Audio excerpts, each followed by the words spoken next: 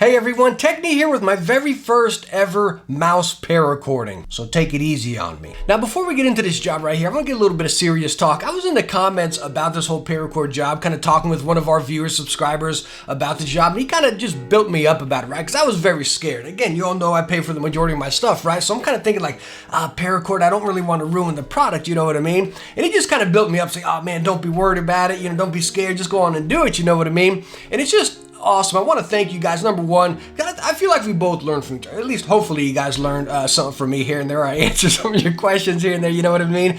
But even from you guys, I've learned so much from you guys in the comment section, and I just want to thank you guys so much for that. And again, hopefully I'm giving back to you guys as well. And from day one on this channel, that's what I've always expressed about this channel. Like, I don't want it to be like this Mr. Know-It-All channel, you know what I mean? Just somewhere where you can come, feel comfortable, we're going to learn together and talk about, I don't know, PC building or mice, whatever it may be, you know what I mean? And again, nothing where it's like this real overboard technical, just kind of mind-blowing stuff, just average Joe. And again, we can sit here and hang out and learn together. But anyways, getting into the mouse right here, kind of following right along with that. The mouse I'm going to do my first paracord job on right here is the Roccat Kain 122. I don't know if many of you saw the review for this. There's not many views on it. But anyways, fantastic mouse. Probably my favorite mouse. Not even probably. It is my favorite wired mouse right now that's on my desk. I absolutely love it. And just kind of backtracking on to what I was just talking about there, that's what kind of scared me so much about it. I mean, this mouse is 60 bucks. 60 bucks is a lot of money. I'm sorry. Maybe I'm just a cheapo. But again, I think 60 bucks is a lot of money. I didn't want to ruin it. Number one, because of the money, but number two, because I love the mouse so stinking much. But again, after talking to that viewer right there, I was just like, you know what? I really do need to do this, because what's the best way to learn is just get your hands dirty, right? Whether you're building a PC, paracording a mouse, the only way to really learn is get down and dirty and actually do it, you know what I mean? That goes with everything, right? Even trying out for like a sports team, right? You gotta get down there and try. There's only one way you're gonna find out is if you try. If you never try, you never know.